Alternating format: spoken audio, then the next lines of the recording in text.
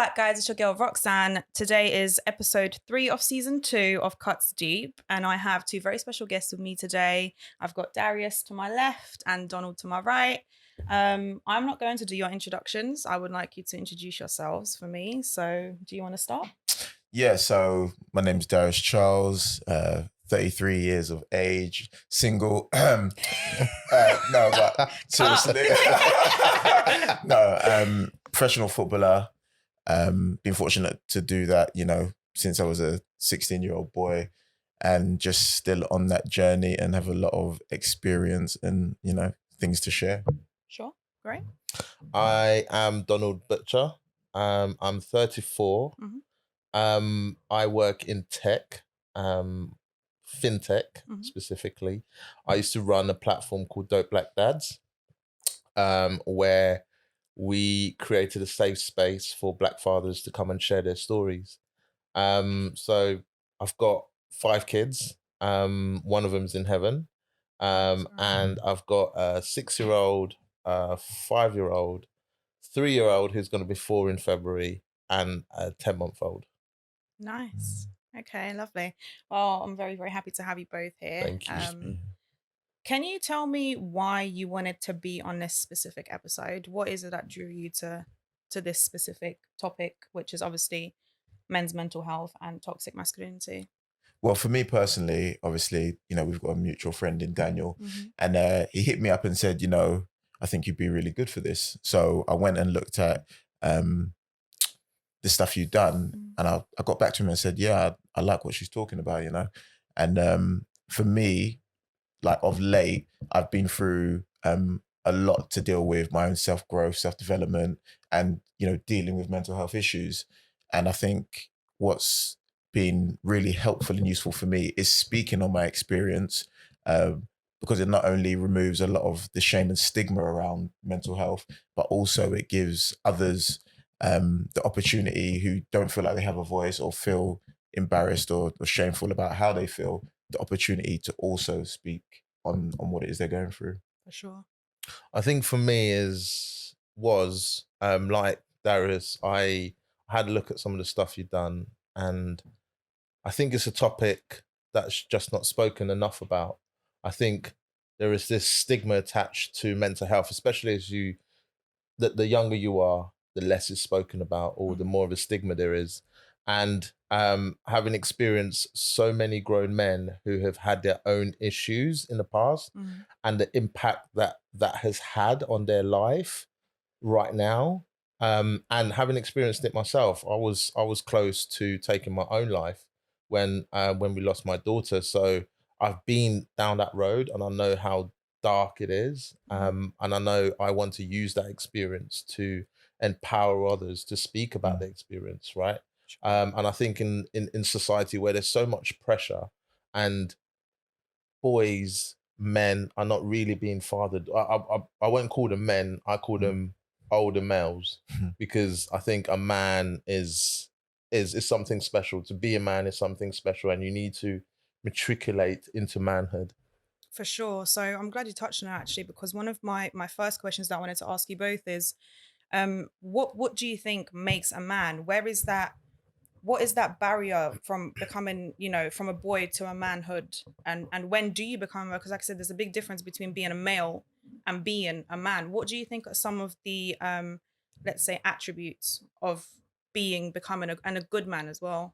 Yeah, I think being a man, and I think I'm reading a book called Male versus Man, written by a man called Dondre Whitfield.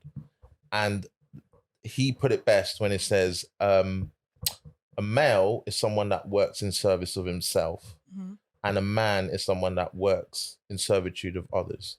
So where you're always looking out, not for your own best interest, but for what you can do for others. And that really translates with me, and that really hits hard with me, because if you think of any young man that you come across, as you're growing up, your mum will get you your food, your dad will buy you this, you want something, someone else will always get it for you. But as you get older, you become more and more independent, right? And as you get older, you start doing it for others. And that is the journey, I think, into manhood. And then there's a whole list of other things, you know, integrity, empathy, all of those things that you can attribute to being a man and working into that manhood. You never quite reach the level of manhood because manhood is a journey, right? You start off, it's like any martial arts. You go from white belt to black belt, but when you get to black belt, that's not the end of it because you still need to get to first degree, Dan. second dan, and all the rest of it. So to me, that is the journey into manhood. Okay, Darius. I'm glad Donald went first because obviously, you know, we spoke briefly about the work he done, and I'm so intrigued in it because I think it's extremely important and necessary for, you know, our young boys. And for me, it's not too dissimilar to what he spoke about when he said about the book that you're reading. You know, I feel as though it's funny because when you ask the question, I didn't even necessarily like the question because it's like, what do you mean? It's broad. Real man, like, because that is the problem. I think the problem is that society will tell you that a man looks like this when, you know, we're not a monolith. Like, we're not a monolith. Like, we're a multitude of things. You know, one day I'm confident, the next day I'm sad, then I feel happy. Then so it's like, I just think, me personally, it's more about having a set of values that you live by. You know, and your integrity dictates, you know, that you live by those values in good and bad times, you know, so it goes back to caring, empathetic, you know, not only for yourselves, but to others, because I do believe a life of service is, you know, what we're here to do. So for me personally, a real man has, you know, has morals and values that he lives by, irrespective of what's happening outside of his control. So I really don't like the question of, you know, what is a real man, because I think it is specific to that particular man and, you know, the things he cares for and cares about. It speaks to like a type of man, doesn't it? It speaks to that archetype of this is what society deems is a man, right? And all of that, it kind of, you know, a simple example is what society deems a man needs to have to be in a relationship, right? Or what a boy needs to do to get to a relationship. But what society forgets is if that boy or that man is not being taught, so is not being fathered, not by his not by his mum, not by his sisters, but by other men, right? We need other men. We need to be fathered. 100%. Even when you get to that man stage, that manhood stage, you still need to be fathered because you need to understand, to know what it means to be in that space of and to manhood. go on to the next stage and for sure, I'll move on. I'm very glad that you've both, you know, touched on it, because another thing, obviously part of this episode is also that toxic masculinity. Now, I think a lot of the time we have this society built image of what a man should be, and it's, you know, strong and protective and the breadwinner and confident and, you know, you've got to be this protector of the whole family, and, you know, and I think often it's almost like men can't be emotional. That's not the values, or that's not the, you know, the qualities that we appreciate in a man when a man is emotionally available. And often that comes across as, you know, you're weak, or you know, you shouldn't be that way because that's not a man. And actually, I've got a video that I want to show. Can we just put the video on, please? It's a very quick 3-minute video, and I want you to both have a look, and then if you could just let me know if you agree and kind of what your opinion is on it.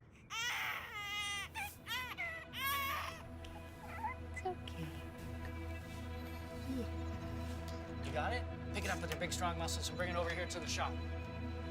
Boys can be loving. There you go.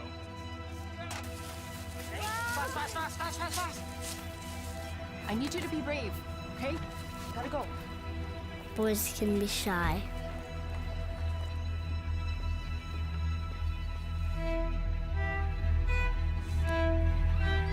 Boys can be sad. Why are you crying? Boys don't cry, right, honey? Be a big boy, please. Boys can be self-conscious.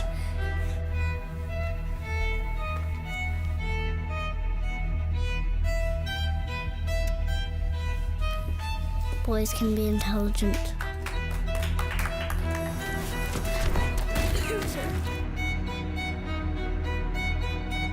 Why is it always about using words? But boys can't be afraid.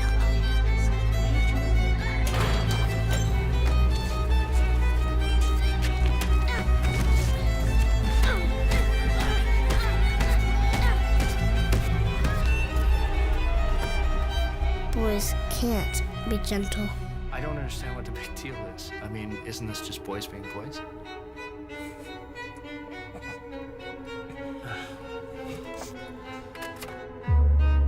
Boys can't be weak.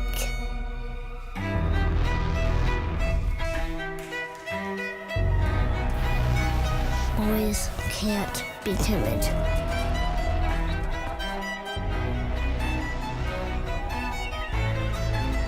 Boys can't be hurt.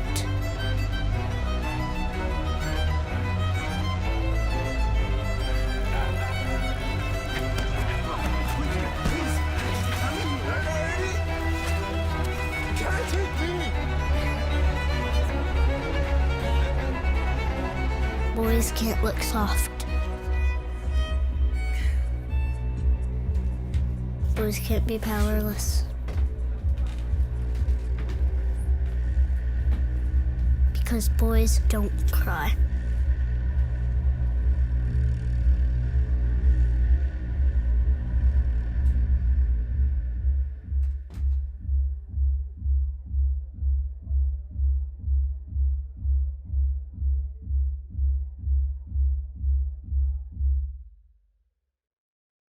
Wow. What do you think? It's a powerful video. It's a powerful video. I think it speaks to what I was talking about earlier on, being fathered by a real man, by what is considered a balanced man. Because when a young man or a young male reacts, it's not the anger in him, it's the lack of knowing what to do with that emotion. And if he hasn't been taught how to deal with that emotion, he hasn't seen the men around him, an uncle, even just a friend, you know, a male friend around him, a man around him, then it can promote that behavior of, this is what I'm supposed. And there's a film on Netflix, I can't remember, it's about this triplets, and they were split at birth, right? And they went to different parts of the country in America. I can't remember what the film is, and what they then came together. And what you noticed is, this is real life, by the way. This is still real life. They had the same mannerisms because they were triplets, but they behaved all differently. Coming from different homes. One of them, his father wasn't emotionally available, so he was also emotionally not available for anyone. One of them, his father doted on him and loved him and showed him he was okay. The other one, his father was just violent, like really violent to his mum, to him, and he ended up taking his own life. And these are three people that have the same gene pool, in a sense that they will behave differently, but they were put in different homes. And even as a man, you are a product of the fathers around you, of the real men around you. And we need to emphasize that enough in our society, because often men or males will act without thinking about the consequences it will have for other young men that People look up to around them. you. That's very true. I think, it is very powerful. It's very moving, and you know, I'm sure as men we can all draw on experiences to that, because it speaks to all of us. And just to give an example of, you know, and this is just a very small example because it's probably the most recent one that comes to mind. I was in a very toxic relationship, which was the result of where I was in my life a couple of years ago, and I was raised by women. Like my dad wasn't around. So I was raised by, my nan. My mum had me when she was 15, 16. So she wasn't even a woman herself. My nan's a Caribbean woman, came here when she was like 17 with all her Caribbean traits or whatever. And I remember I was in the living room and I was crying floods of tears. And this woman loves me more than anyone else on this planet, like she would give me the clothes off her back, the last piece of food on her plate. And she said to me, so simply, she just said, come on now, you have to be strong. As if crying was weak. Yeah. And it was just, again, that just kind of like reaffirmed what we believed to be true growing up. boys don't cry, men don't cry. You have to be strong, you can't show people that you're feeling so aware. And it's in those moments that like, they're so small and seemingly insignificant, but they're not, because you take that on with you, and even again, having a male figure, not having a male figure, and being raised by women, doing the best that they can, is why it's so important to, have a well-rounded man in your life, because they can teach you things and show you things that, your mum, a woman, simply can't, because they don't live that experience, Yeah, often enough, like people go, and I would say that from my own experience, my mum has always said, oh, I did everything. I was your mum and I was your dad. I was all of this. You know how, like, how they get down. And I've said to her, but you can't replace my dad. You can't replace a man. You can't teach you what you can't he teach. would. You can't teach me. You can't. You can't teach me what it is to be a man. I need to be fathered.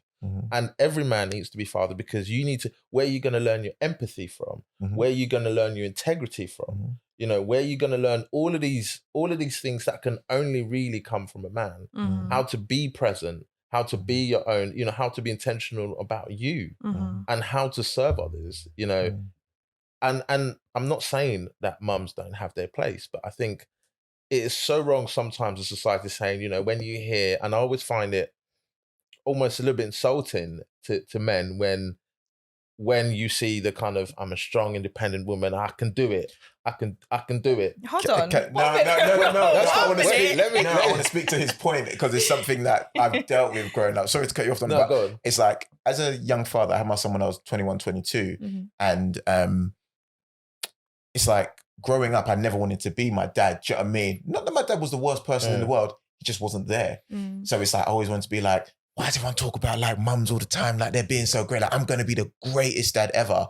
And it was almost like I was trying to do both, or trying to show my son that I'm better than his mum, and not in a weird way. And There's then some sort of competition. Like it's some sort of competition. When in actual fact, as my sons got older, and his mum will complain, because we're not together, but we co-parent and have an incredible relationship. So beautiful.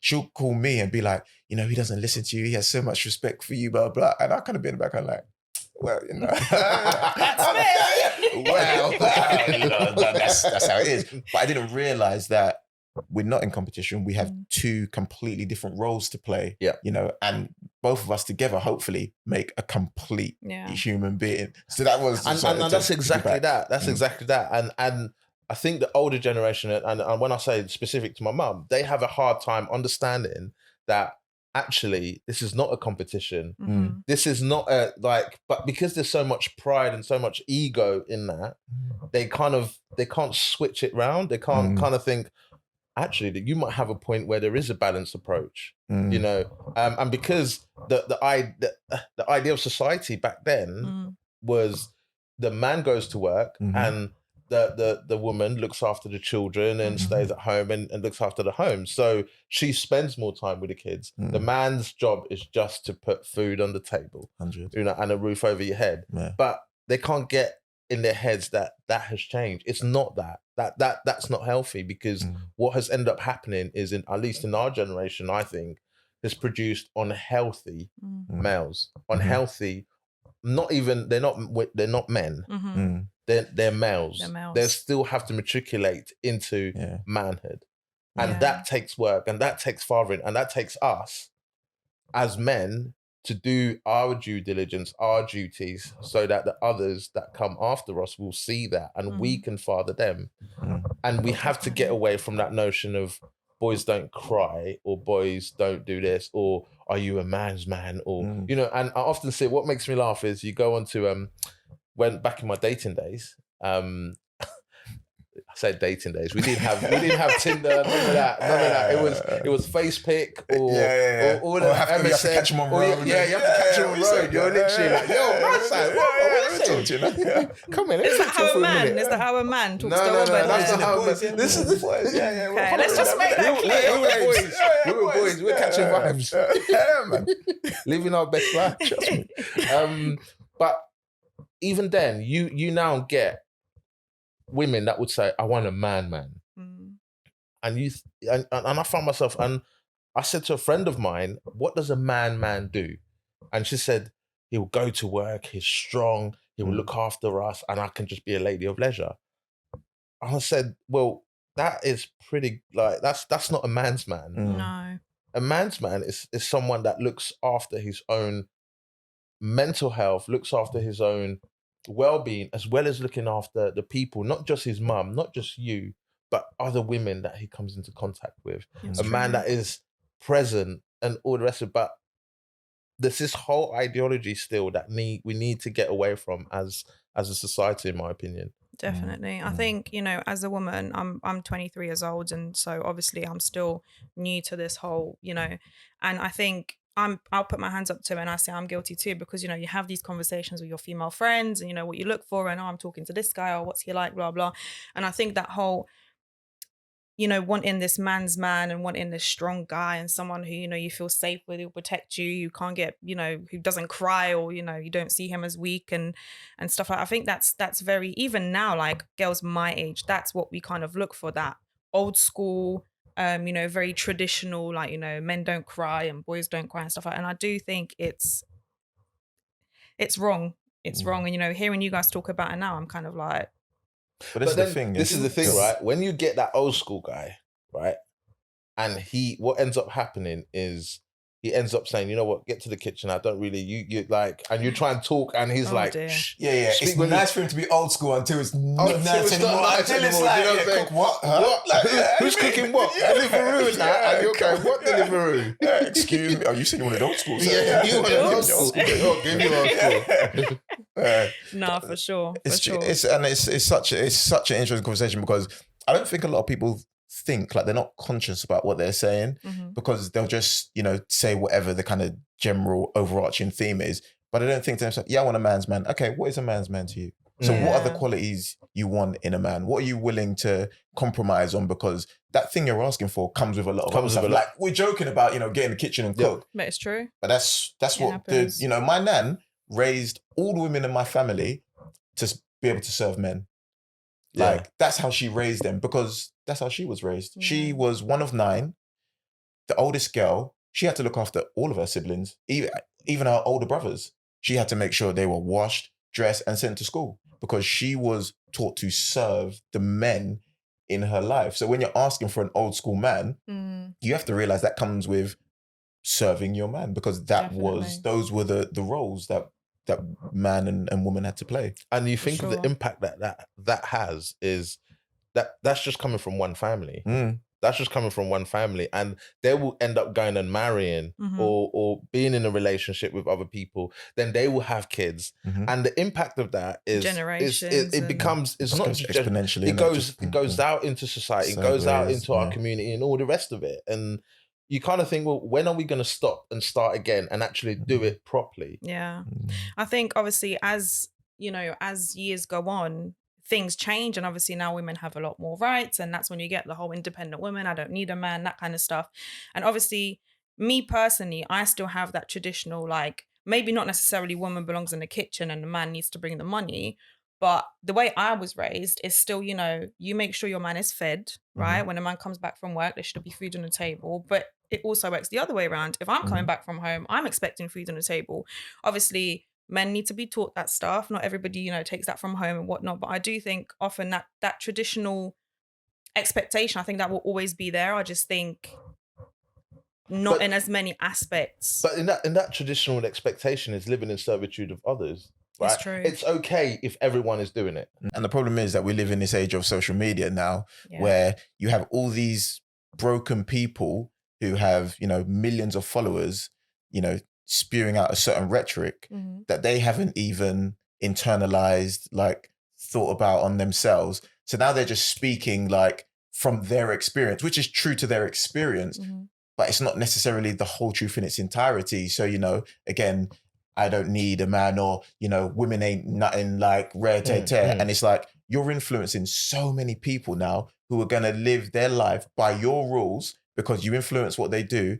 And it just perpetuates that whole cycle. So the soft, kind and caring man, he feels inadequate now because he doesn't have a place. He doesn't have the role. The women he wants to be with don't see him as the type of man that they actually need. They want lifestyle. Do you know what I mean? Yeah. They want to do lifestyle. Lifestyle. They want to do, living my best life. When in actual fact, YOLO. the man that they need, the man that they really want, that will help them go from where they are to the next level. And the woman that a man needs and wants that will take him to the next level is actually the one that's over there that is willing to do all the things possible for them to become a better and more wholesome human being. Yeah. I just thought of something. That video could have had there's another alternative ending where in America, that young man goes and picks up a gun and goes into Shoots a up the school school. and shoots up the whole place. Yeah. You know what? I just wanted to ask you, obviously with this whole social media and everything going on, and often, like you were just saying, the man that the woman really needs rather than wants is kind of left aside. And you always get those like memes where it says like the good guys are always Last. or they're friend zoned. You're good, but you're good as a friend kind of thing. And I think it's very true, to be fair. And I think people choose to ignore that. And like I said, social media is very big and stuff. And coming off topic a little bit, I don't know, Young Ads, the rapper. Mm-hmm. The other day I came across something on Instagram where he was on live with a fan, with a girl, and she was saying things to him like, when I see you, me and my girls are going to kidnap you for a week, and, we're going to put you in the car and we're taking you with us. And I kind of sat back and I thought, what if a male said that to a female? Impossible.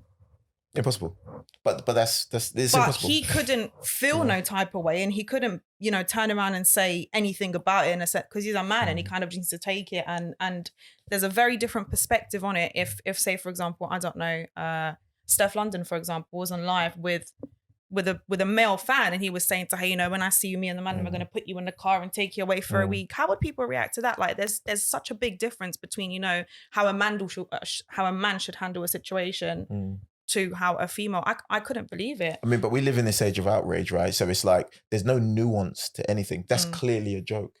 If a man's saying it in the context of a joke, then it's a joke. And okay, if you don't find it funny, then you don't find it funny. Enough, yeah. But there is no malice or intent in the actual statement itself. And because it's like, if he says something like that, and then a million people like have an outrage or an uproar about it, now that will affect his money and his, his well-being. So it's like, you just have to be so, like, everything is about being so politically correct now. It's like, you're not allowed to make mistakes. Like, we're all perfect. And that's another issue, not being given that. When we were growing up, like, the phones, social medias, it wasn't like, if they recorded the stuff I was doing, Bro, I wouldn't be here. We wouldn't be here. We wouldn't be here having these conversations. We wouldn't be having conversations because these, like, we're not giving our young men, our young women, boys and girls, an opportunity to mess up. Like, you can mess, don't get me wrong, there's levels. There's levels. Yeah. But it's, you could be doing the most, then it's like, nah, we got to cancel you. But you could just be acting out here and you just need someone to pull you aside and say, hey, listen, I understand what you was going for, but that's not it. But that's when the fathering comes in, right? Yeah. That's when the fathering comes in, where I'm giving you the license to mess up. With my kids, they have 3 rules in the house. Don't hurt yourself, don't hurt anyone else, and never lie to me. Those are the 3. Anything else, I'm cool with. You want to jump off the table, as long as you're not breaking any one of those rules, that's cool. My son, the youngest one, he broke the TV. He literally threw the remote control because he was angry with his brother, smashed the TV. I'm not talking a cheap, like one of these TVs that you can just go and, I was vexed. And the thing is that I couldn't let him, because he came to me and told me, Daddy, look. He didn't lie to you. Yeah. He didn't lie to me. He said, Daddy, look. This was happening. He, in his own words, he kind of make it out it was his brother's fault. You know how kids are, right? They're kind of like, oh, but Daddy, and then I had to throw it at him, and he ducked, and if he hadn't ducked, they would have cut him in the side of the head, and that's it. But now you have to treat him differently because he trusts you now with the information. He's trusted me with that information. He said, Daddy, look, you told me never to lie, so I'm telling you this. I messed up.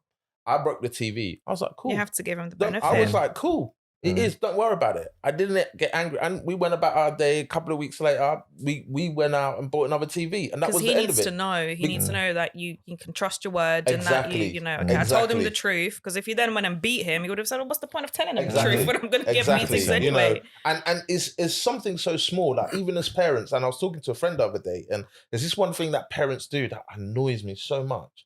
They don't realize the impact that they're having. It's like, oh, we're going to go out in a minute. We're going to go and get food here, or you're going to get sweets. sweet and they don't give the kid the sweet then, You have to be true to your word. how does the kid trust your word after that? Mhm. Very Anything. true. And this is all part of mothering and fathering, Mhm. right? You tell them something. If I'm telling you da da da da da da, then it's gonna be da da da da da. Mhm. If I tell you're gonna get the sweet, and I say this to my kids, they go to bed, say, Daddy, would you come? I tuck them in. They said, can you check up on us before? And without fail, I will go into their rooms and check up on them because I couldn't live with the fact that they know that I haven't checked up on them. Yeah. Mm. Even if they don't know. Somehow Yeah. they will find out, and that will be, I know my It's kids. game over. They'll be like, no. Yeah. And everything goes into doubt. So Yeah. it's all part of building that integrity when you're fathering people. If you don't have that integrity yourself, Mhm. Mm. how can you then father? And that is like being a man is the hardest job in the world. Yeah. It's integrity. innit? No. I promise you. Integrity. I So mean they that. say. No. It is. It's like, Yeah. and men have a way to work Mm. to get to where women are. Mm. Like women have got it sussed out. Yeah. They have got it. I will say that women have got it. Men have to work to get there Mm. a lot.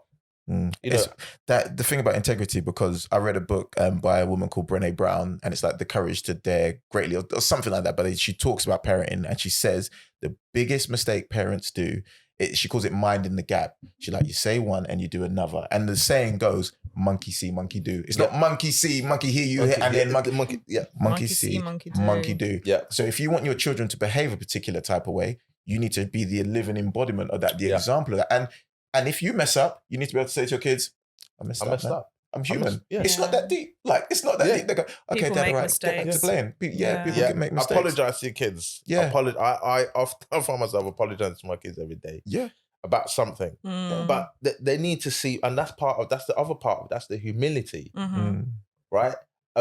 Matriculating into manhood is integrity, humility, empathy. Mhm. All of that comes into you start building this picture of a man that is wholesome because he has those things. Mhm. Now, you then place a man like that in front of any woman that has all of those qualities, and then place a strong man, a strong male, Mm. or an adult male in front of them, and you tell me which one they're going to pick.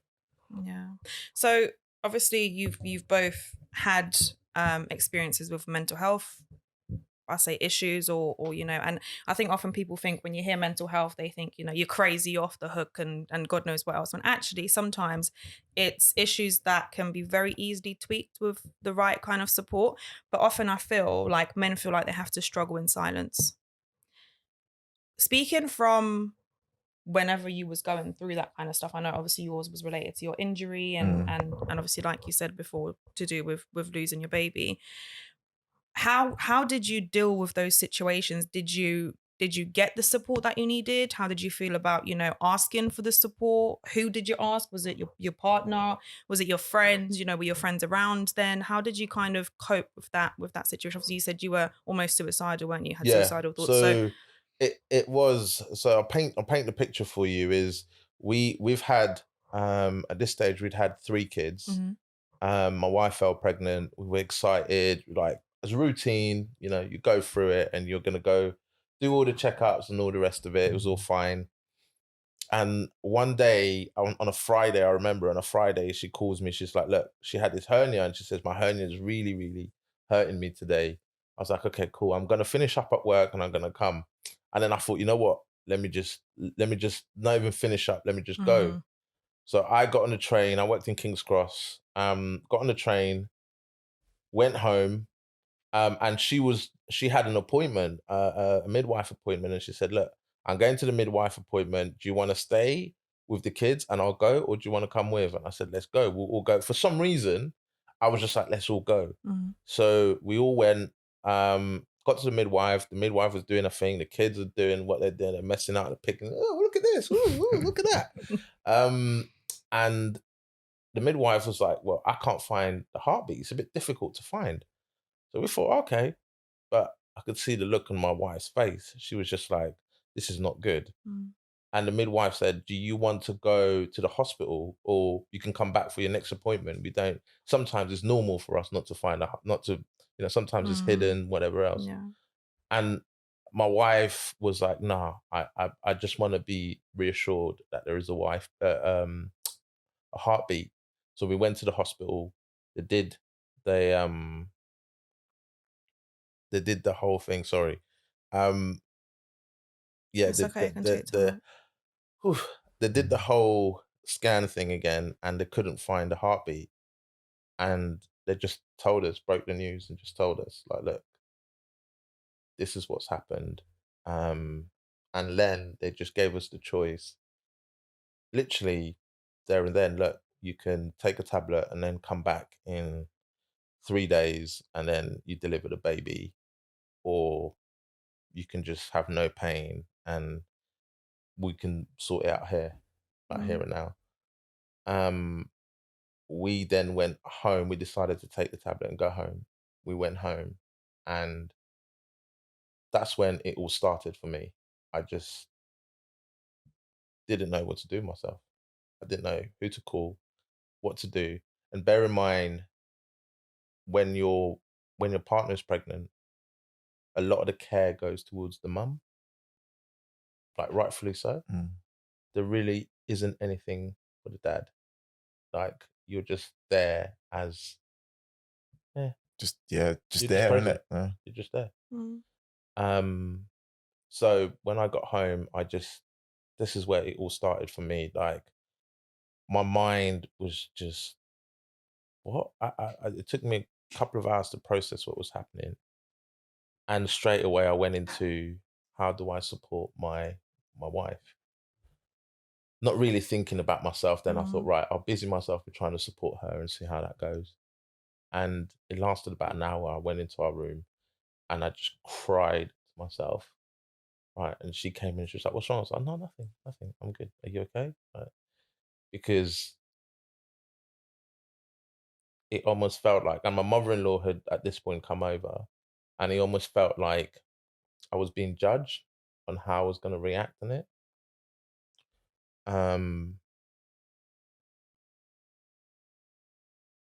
It throughout those 2 or 3 days, I went through an up, down, up, down, up, down, where I felt okay and didn't feel okay.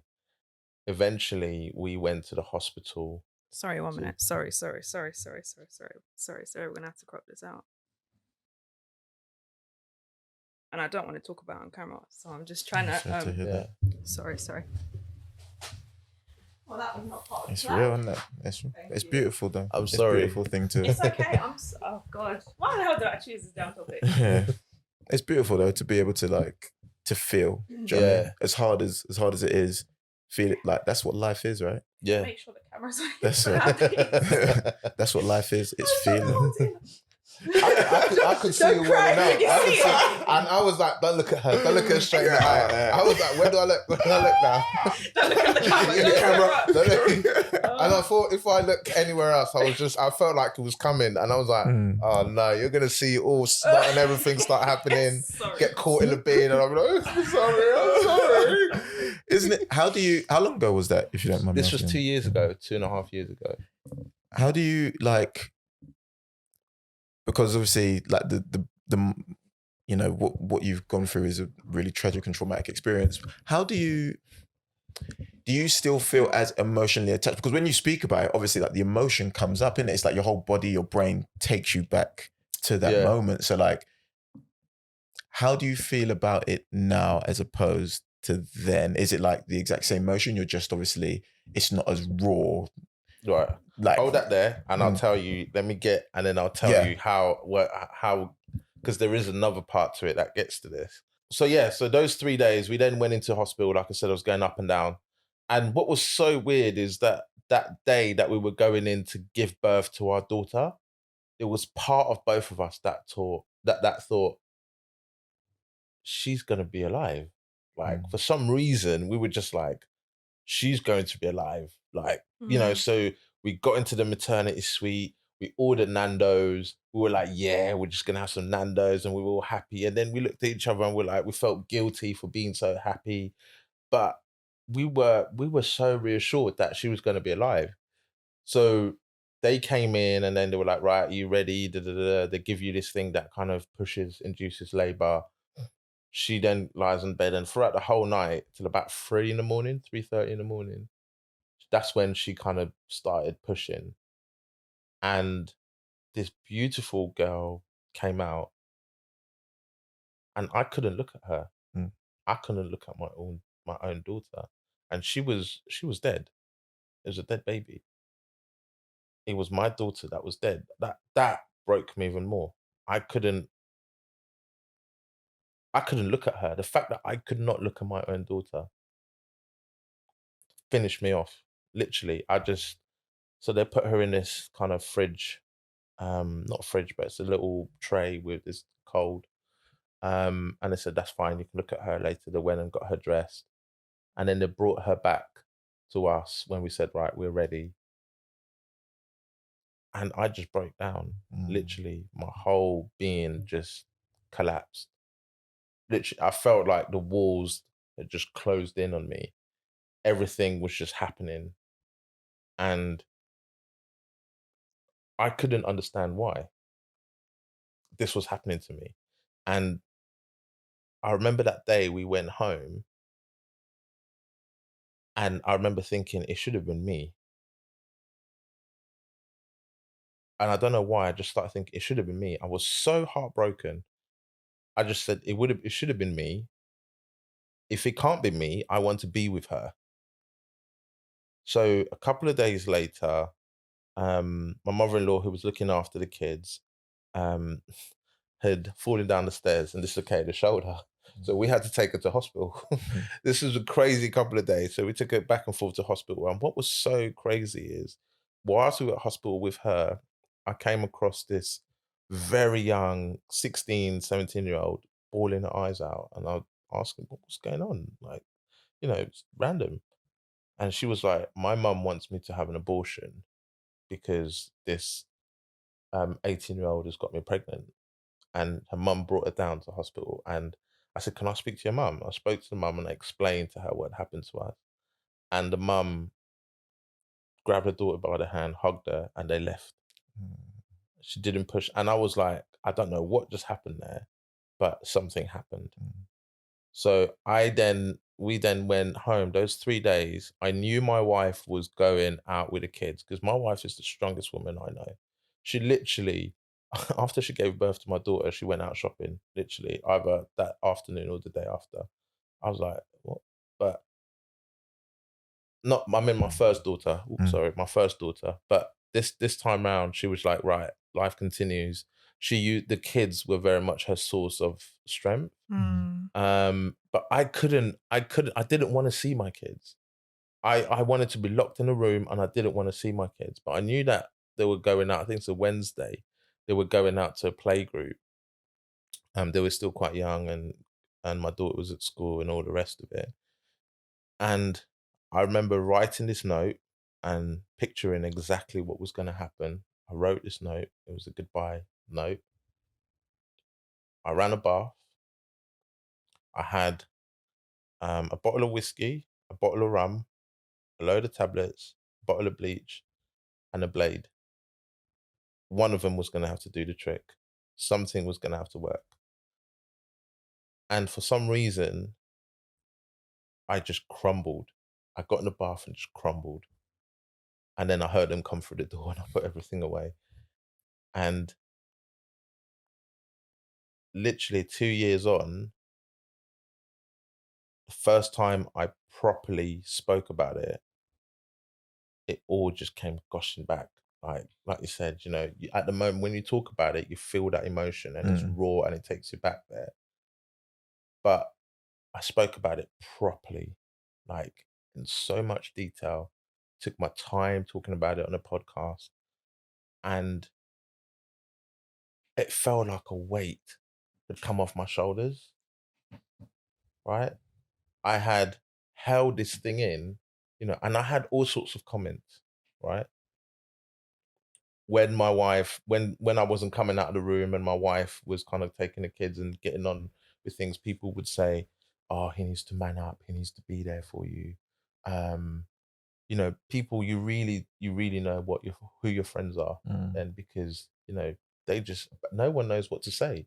And what I found so interesting is a baby dies and people feel awkward about it. But if an old man dies, people are very quick to my condolences and all the rest of it. But it's the same human life. You have you've lost this. It's the same. You've lost it. A life is a life. A at the end of life the is a day. life, and that's what broke me. And when it took me back to that place and dealing with that, it took me a while to understand that that was a mental health issue. That I didn't admit it to myself, Mhm. and then I stumbled upon a friend of mine, Chris Becks. Oh, you said no names. It's okay. He then said to me, "Look, Donald, I know you're struggling. Here's a group. I think you should join it. We've just started it." How did he know? I don't know. I don't know how he knew. I think just sorry to No, interrupt go you, but for I it. think you know, when I first mentioned this episode and when I first put it up on social media, I think one of the main questions was, what are the signs? Because like I said, you know, a lot of men struggle in silence, and a lot of people were saying, you know, we struggle to see when our sons, brothers, uncles, dads are struggling. What are the signs? And obviously everybody deals with situations differently, and the way you handled yours would probably be very different to how you would have handled it, or you know. But I think it, that's the problem, that because you know not many men talk about this kind of stuff, it's very hard to then try and pick it up, and then unless, like you said, you speak out on it, people won't know. Yeah. And no one knew. No one knew that I'd struggled with it. So it was a surprise to a lot of people when I spoke about this is how I was feeling. You know, I had told even at that, actually, I told my wife, I'm not feeling so good. I'm feeling a bit like this. But she never took it that it was that serious. And she said that to me recently. She was, I never knew it was that serious. I never knew. And that was when and this is 2 years on, right? And Yeah, because men shouldn't, you know, shouldn't feel that way, shouldn't and feel men that should way, have handled right? it better, or Exactly. no disrespect to your No, wife, no, of no, course, of course, but of that's course, what of often course, people because think. that's what people think. And you because- focus on the woman because she lost her child, and you know Exactly. we're emotional and blah blah blah blah blah. But Exactly. men, you know, oh, he'll Men be shouldn't fine. feel that Yeah. way. He'll be They should be fine. And it comes up, like I said, I then got introduced with Dope Black Dads, and the rest is history, because I found a group of men who want to father, and I'm in positions where they can admit their own limitations and kind of go, I also need help. You know, and I think is one of the most beautiful things I think I've ever experienced is having other men, you know, that look like me, that talk like me, that have experienced things like me, and we can talk on it without holding back, you know. And I think that is what got me through it, being able to talk about it, being able to vocalize it, and making a promise to myself to utilize that to help other men, to help other men who have gone through a similar thing or who are close to go through a similar thing. And it's really, and you said what are the signs, is sometimes there are no signs, but that's when it's so important to check in on those friends, to check in. I think we take friendship so lightly, and a lot of older guys will tell you, older men or women, as I get older, I gain less friends. Yeah. You know, because these are the people that will call me up. I will call up random friends and I'll be like, what are you doing? How are you? Like, tell me, talk to me. They surprised. Some of them are, but most of them know already by now. Yeah. They'll get a call from me just saying, what's going on?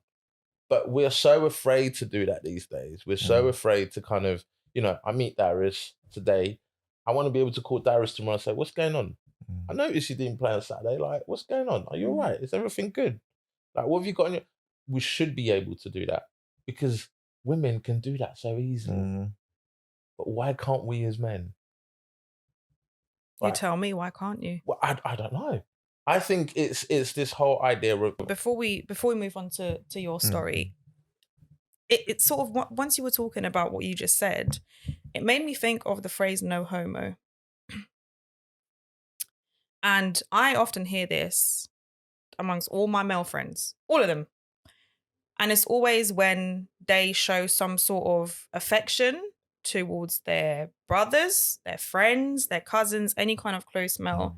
Love you, no homo, bro. Why?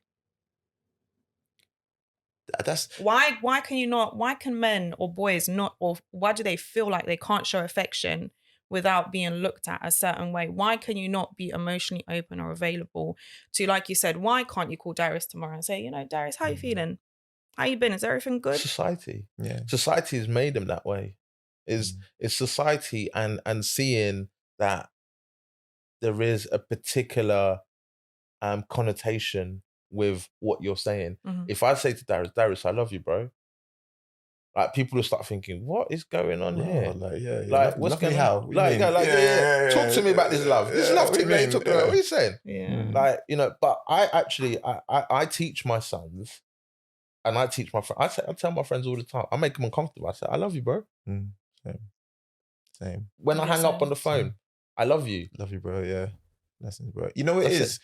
It's one of those things where obviously once you get older, it's not necessarily about what you learn, but what you're willing to unlearn, right? Because it's like you're true. You're taught these What things. is it? What did they do? Yeah. Yeah. It's like it's constantly like, and you have no, you don't have a choice. The family you're born into, the environment you're born into, so it molds you, right? And I thank God daily for having the forthright to be able to think outside of what society's. I still get caught up in it because I live in the world, right? I don't course, live in the yeah. mountains with so I'm constantly critically analyzing the things I'm thinking.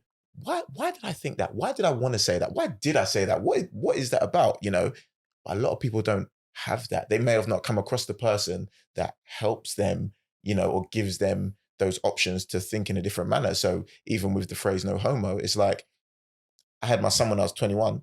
My son's 11 now. I still kiss him on the lips. Do I need to preface kissing him on the lips with that same phrase? Yeah.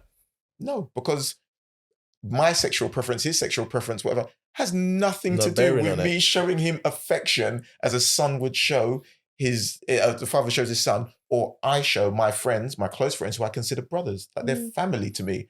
So I don't have to preface anything I do as affection, because that's neither here nor there. That has nothing to do with anything. So yeah, as a young man coming up in, in a city, like a state or whatever, oh yeah, no homo, bro. Yeah, pause, this, that. And it's like, but all of that is, it just goes to show how fragile, like, your masculinity is. Yeah. And your ego is. And it's like, I need to preface this with that, just so you don't think that I'm, that has everything to do with me and nothing to do with you. Yeah. And it's all to do with what people think and how are other people going to see me if I say this or if I do this or whatever. It's very true. It's very true. But I want to move on to also how you have dealt with your situation, because I know you had things related to being a father and being in a relationship with your lady and the toxic relationship that you came out of. But you also had some stuff going on with your career and your injury and stuff, haven't you? Yeah. So a lot of my stuff was traumatic to me. But I think a lot of mine had to do more with ego and like really understanding that I was so fragile emotionally. I thought I was strong. I always thought, because as men do, and this kind of goes back to what we was talking about, what are the signs in men? It's very hard because like you'll ask a man a question, he'll be like, but it's all right, it's whatever. Because it's almost like our brain short circuits and we don't want to get into it. So it's just like, that's cool, man. And then we just put that aside. So all my life, I've been good at coping, and football is my first love. And I've done it for my entire life. So without realizing and not knowing, like I attached who I was to what I'd done. And being a footballer, like I became a footballer because I loved doing it, not because people revere you around or whatever. I'd done it because I loved it. I grew up on the estate playing it. Like I'd done it for free till the lights got dark and my nan's calling me, telling me it's dinner time, right? But people address you differently when you're a footballer. They want to know how your day's been. They want to know what you do. Like they pay their good money to come and watch you. Do you know what I mean? They DM you on Instagram. Oh, you're an inspiration. You're this, that. And even though I don't wear it as a badge of honor, like back here, like it sticks. So a couple of years ago, I was diagnosed with what's known as like a labral tear in my hip. So basically I've got no cartilage in my hip. So that then brings on other problems, right? So I was really struggling that season. And then I went to a surgeon and the surgeon basically said to me, like, I'm not going to operate. Now I've had 4 or 5 operations for football, so I'm not adverse to operation. It's like, cut me open, fix me up, stitch me up, and then I'll be back out whenever. But this time he's like, no, I'm not going to operate on you. So I was like, well, what do you mean? Like, I'm here for an operation. He was like, no, I can't, because the success rate of hip surgery is very low. It's like 40%, and 40% means not coming back in the next 5 years for a full hip replacement. And he's like, you've got a child? I'm like, yeah, I've got a 10-year-old at a time or 9-year-old at a time, and you're going to want more. So like, there may be, worst case scenario, you're like 40, 45, and you're on your last hip replacement, because they only last up to 10 years and you have to get one. Wow. You can only get 3, right? So I'm talking worst case scenario, but these are options. So I'm like, all right, well, I guess I have to retire then. Like, there's no other option for me. I have to retire, because I'm not going to risk the rest of my life. Even though this is all I know, I don't want to not be able to run around in the park with my child now and future children. So in that moment in time when he told me, I was just like, I don't know how you felt in your moment, Donna, but it's almost like, I don't know, everything just becomes so surreal. It's like you can't feel anymore. You feel so detached from what's going on around you. And no one else can understand what I'm going through, because they're not in that position. And that's why having a community of people who've been through what you've been through is so powerful, because they can resonate with your experience, and everything they say, you're like, yes, yes, you get me. So, which is what you're doing now, right? So anyone else going to watch?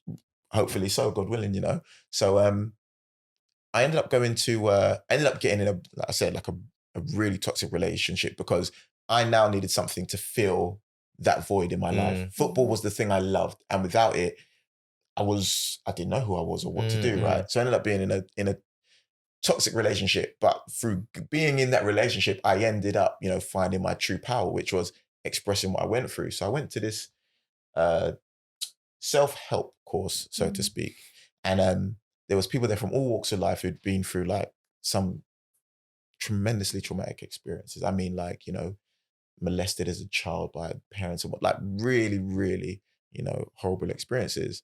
And after the course, you got to bring like family and friends and then speak. So the whole week, again, I'm a man, I'm a footballer. It's like, I'm there, I'm part of it, but I'm like, you're not really there. I'm not there. Like, I'm not getting up to speak on my thing, especially because they're speaking on things that are so heinous. I'm like, my stuff's minor. Like, I'm not going to talk about that. So anyway, I get up and it's my turn to speak my experience. And I don't know, just everything just started to well up in my throat, like my mum, my sister, my brother's there, my partner at the time, and 2 of my closest friends. And I was just started to well up in tears, because in that moment in time, I realized that everything I believed myself to be was attached to the thing I'd done. And when I no longer had that thing, I didn't know who you was. I didn't know who I was. Will people love me the same?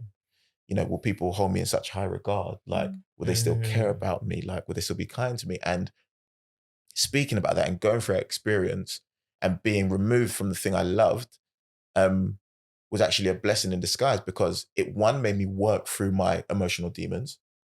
It got me, closer to acknowledging who I was.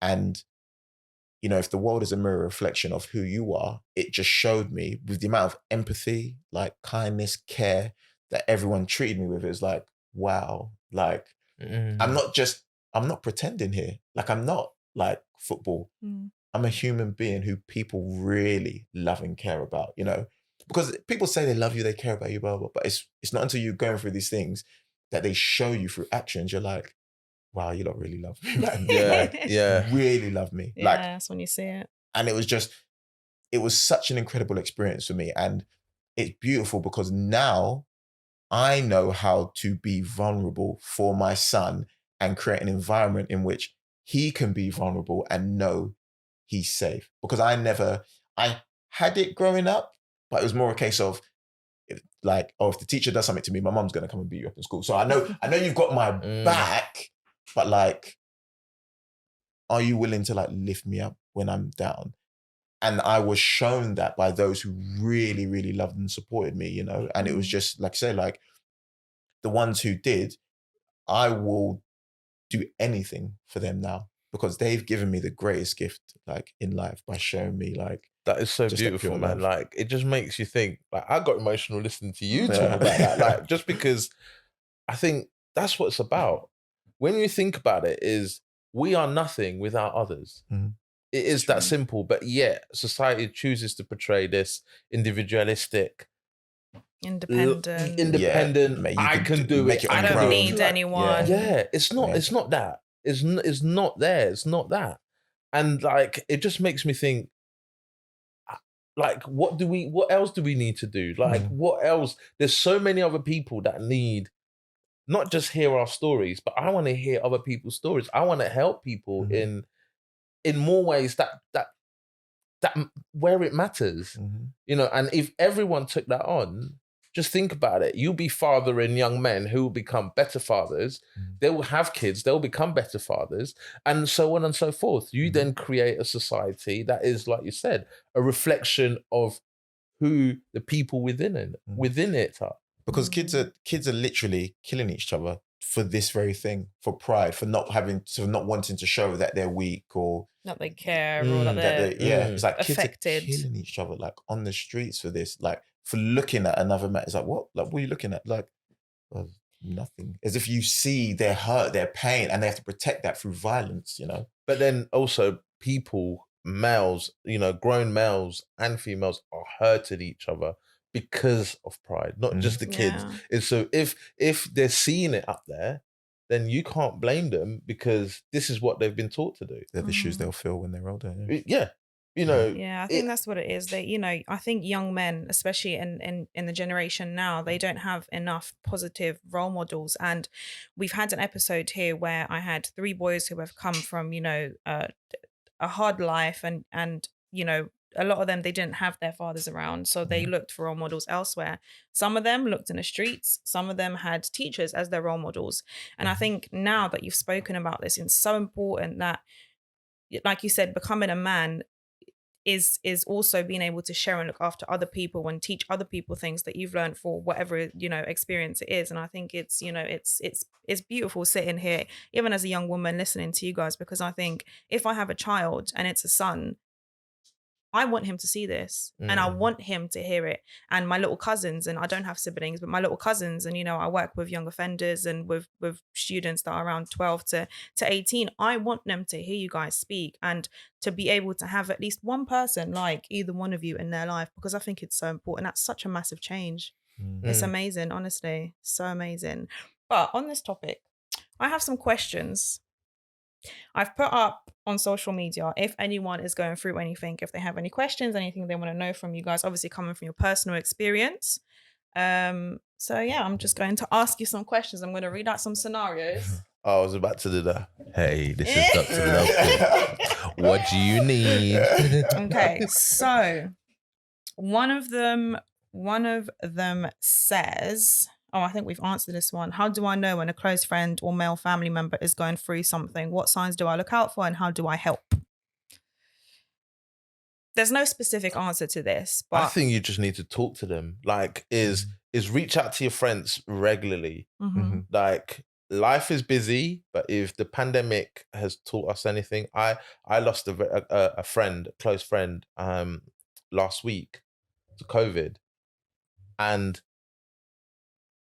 people can't stop saying so many nice things about this guy. Like, you will not find one person that will say something bad about this guy, right? And I am so glad that the last conversation I had with him was 10 days before he passed, because I checked in just to see, yo, what's going on? It's a pandemic. It's a traumatic experience, a pandemic. Talk to them, talk to people regularly, you know, check in. Like I said, I'm serious. I'm going to call Darius up in like a few days' time, be like, what's going on? make sure What are you your doing? fans Yeah. What are you doing? Where are you? So, can you get me tickets to that game? No. Front row, please. But no, like, these are the kind of, like, you just need to check in. Just check in, not because you want to gain something, but because you generally, if you call yourselves friends, then you should be able to just call them and check in. And they should be able to want to pick up their phones and kind of talk to you. Because that's what friends do, right? especially when people are in a lockdown and at home. Mm-hmm. Yeah, I agree with Donald, you know, and I think the better you know someone, the more inclined you are to catch them in those moments, you know, like I got, you know, at work yesterday, we got smashed 7-2 and my friends have messaged me, seeing the result, how you doing? Because they know me, because like we've been together for so long, we talk so often, it's like, they know when to contact me, they know when to leave me alone, do you know what I mean? Yeah. They know the right things to say, they know what things might trigger me because they constantly check in. They're constantly, and they don't like just let things go. Like I remember after coming out of that relationship, you know, I sat and cried with 3 of my best friends, and I didn't want to cry. Like, and even to this day, I'm like, damn it, man, I cried. Like, I really didn't want to cry, but they were not gonna let me go without me having that moment.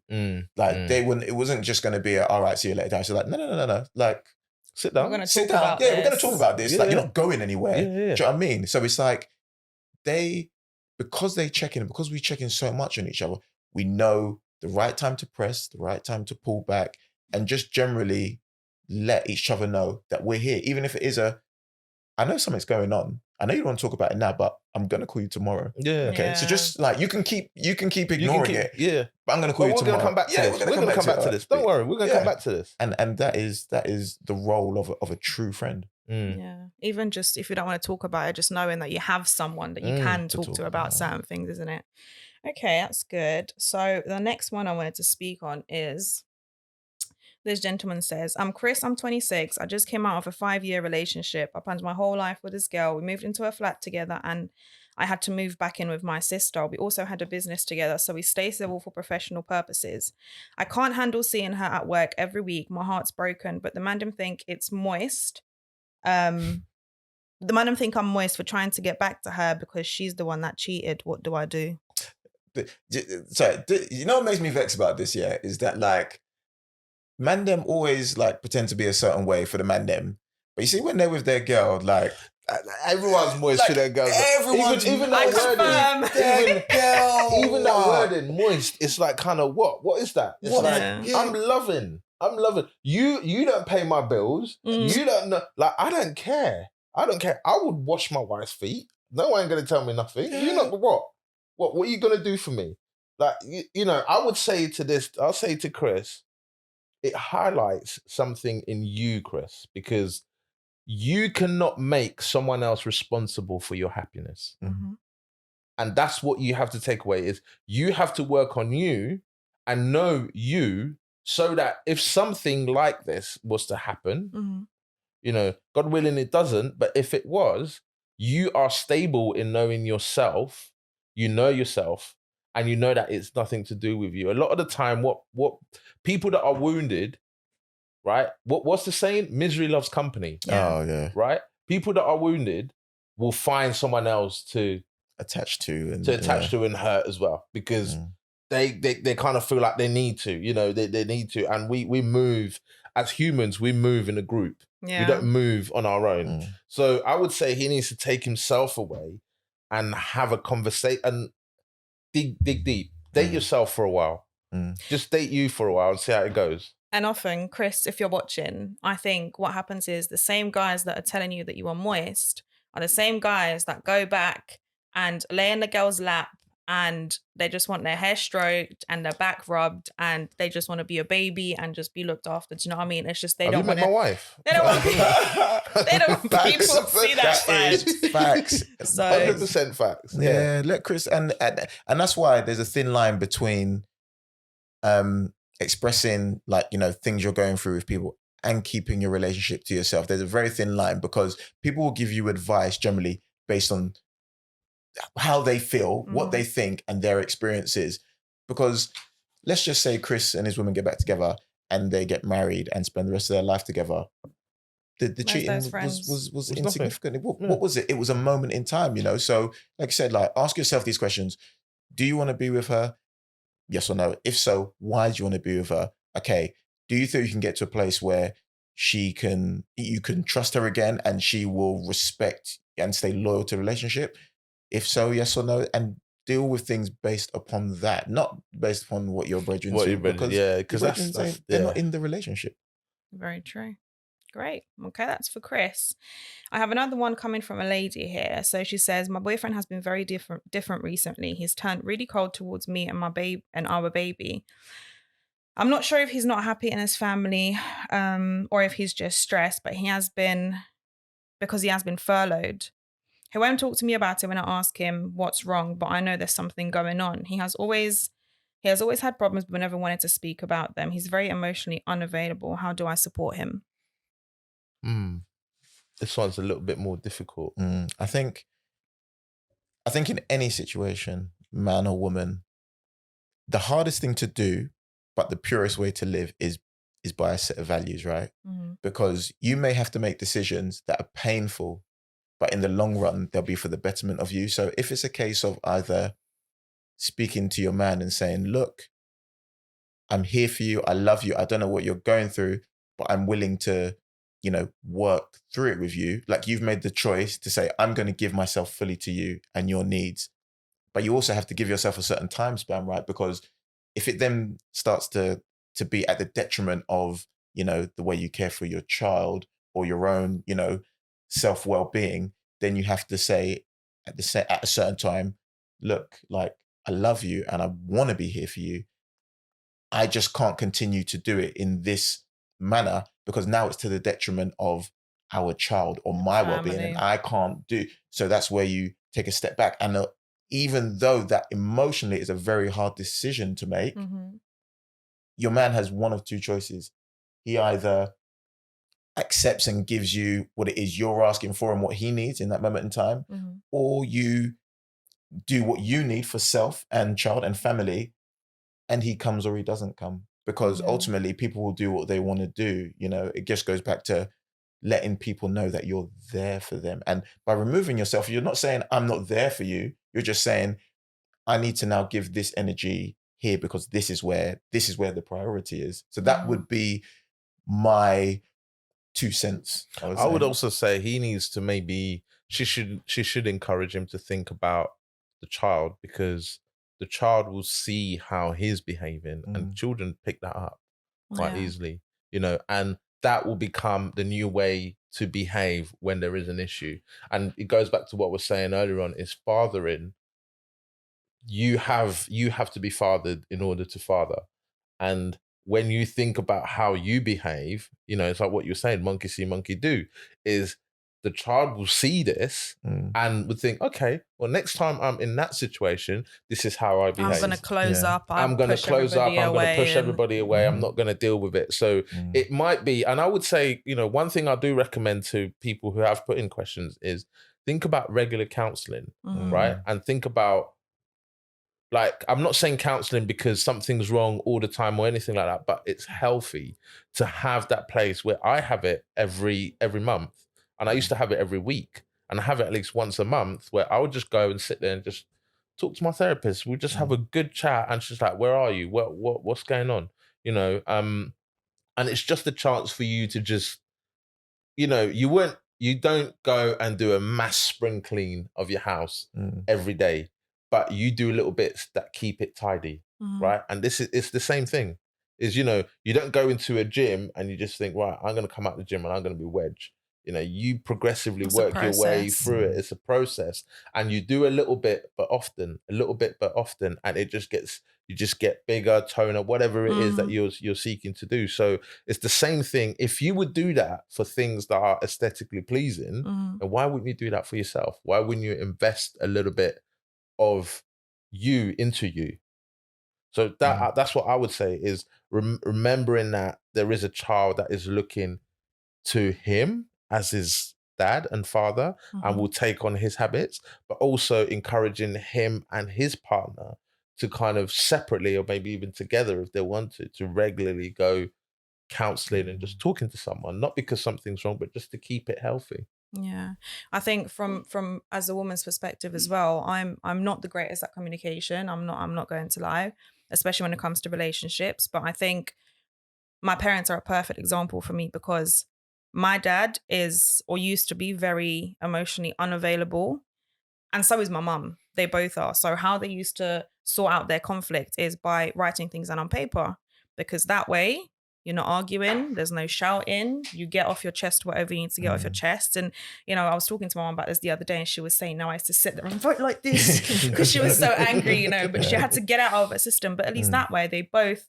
you know, got across what they wanted to get across. They'll read up whatever they had to say about each other, leave it for an hour or two, and then come back to it. You know, the emotion's gone. You've got it all out. Let's talk about it now. Or if it's something minor, just brush it under the carpet kind of thing. So I think that's quite a good, you know, if he doesn't want to talk to you, whoever you are, if you're watching, then I think maybe having him write it down on paper or in a diary or something and let you read it. Or if not, shut it, burn it, throw it in the bin, rip it up, whatever it is, just so that he gets it out of the system if he doesn't want to talk about it. I think when it comes to young boys, I have somebody who I see like a little brother. He's 21 and, you know, he does what he does, whatever. He's involved in a bit of trouble and he's seen as this hard man. But he'll call me, oh, Rox, my girlfriend broke up with me, you know, what am I going to do now? Oh, I really like this girl. And I kind of think, go and say that to your boy. No, I can't say that to him. And I kind of just think, I can't give you the perspective that your friend would or your brother would. Do you know what I'm saying? So I think it's important that boys understand that it's okay not to be okay and it's okay to speak to somebody. And if it, you know, it doesn't necessarily have to be a friend or a family. You can go to speak to your teacher. You can go to a local mosque, church, whatever it is. There's always somebody out there. And, you know, if you approach someone or even if they were, I don't know, to DM you or to DM you now, because you'll probably get that this happens. Go for it. 100%. You know, both Darius's and Donald's social medias will be up on the screen. And in the description box below. So you can always, you know, get in touch with them too. But when you have issues, no one is going to say to you, I don't want to hear you out. I don't care.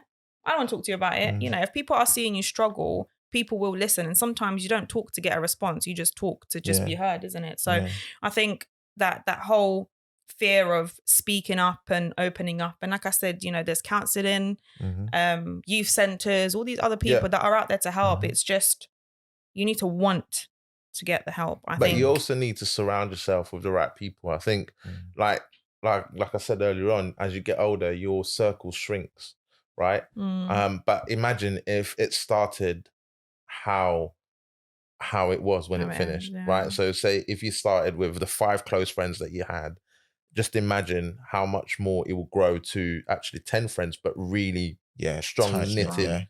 10 friends that if we did it the other way around. You know, so it's kind of, it would just grow and it would just keep growing and the impact of that will be powerful. So it's about who you surround yourself around. And like you said, just talking, just literally just talking to your boys and active listening. It's another thing that people don't do a lot of, is people listen to respond rather than actually just stop, listen to what I'm saying. Take it in, soak it up. Don't look to, especially when people argue, right? With my wife, what I do is when we're about to argue, when I hold her hand and I look in the eye and I wait for her to talk. Can't argue with that. And she starts looking at me, she's like, and it just stops it. Because a lot of the time it's emotion that gets involved and it's easy, you can't take back some of the things that you say and the impact that has. So just stopping it sometimes, nipping it in the bud by just putting your pride down, and if you're wrong, just be like, I'm sorry. And that's it. It moves on. But yeah. For sure. Great. And your last words you have to say to anybody out there who wants advice or is struggling? Oh, I mean, what do you say? I just say, listen, like you said, surround yourself with people that are having these conversations. Like, it's such a blessing to be, you know, asked to come on this platform and speak about the subject matter we're speaking about, because honestly, the amount of progression I've done in this past 2 years has been tenfold compared to anything I've done in the previous 30 years. These past 2 or 3 years for me have been so profound, so fulfilling.